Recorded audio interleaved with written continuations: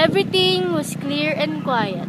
There is only couple appeared, Tungkong Langit and Alonsina, the couple of creation. Alonsina, the woman appeared from the land of gods. I'm so lonely. I need someone to make me happy and inspired. I need everyone to support me for being God.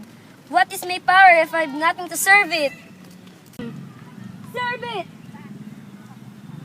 I thought I am the only one. But who is the one who shouted at me? It remained a question for Alonsina.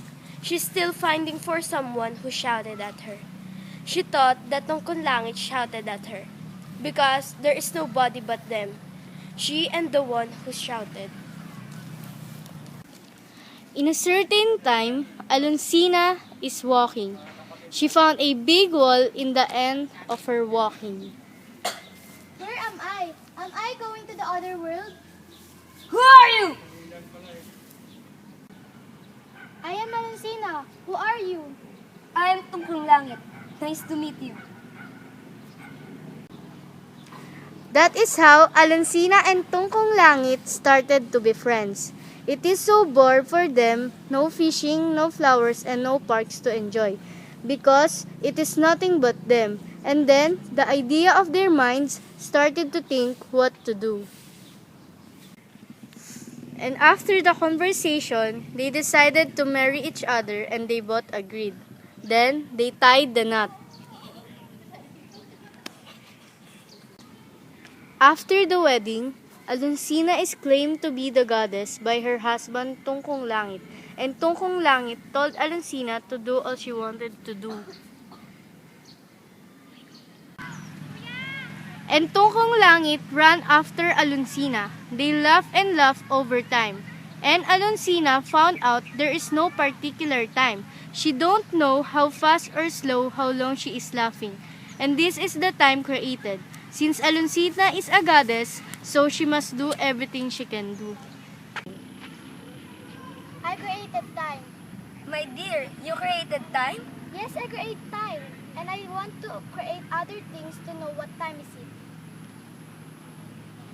Tungkong Langit created moon and sun, but Alonsina did not know about it because there is no day and night.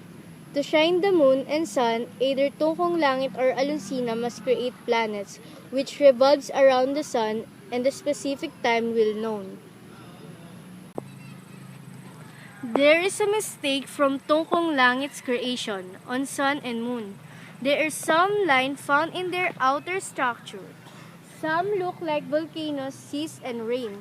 The volcano look like M, two volcanoes which is joined together, which is used in the name of the first planet, Mabugoy. And many creations look like letters are used for names of planets. This is how Alonsina named all the planets. And from this creature, volcanoes, seas, rain, rocks, and others, is the basis for letters, and letters are the basis of naming the planets. So, this is how volcanoes, rocks, seas, rain, stars, and clouds form. Everything is fine, happy, and enjoying. Alonsina and Tungkong Langit felt everything around them is perfect because of their creations. But all of these feelings and creations has end. They start to quarrel even they can't hear any sound.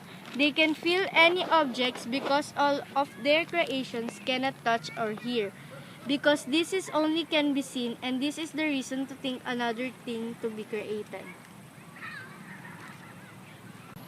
Because of the mistake in their creation, Alonsina died.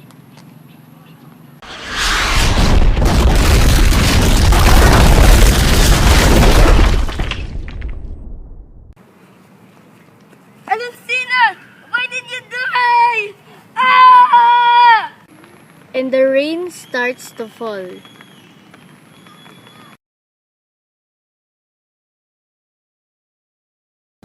I'm so lonely. I need someone to make me happy and inspired. I need everything. Serve it! Serve it! But who is... Wait lang. No, Alonsina!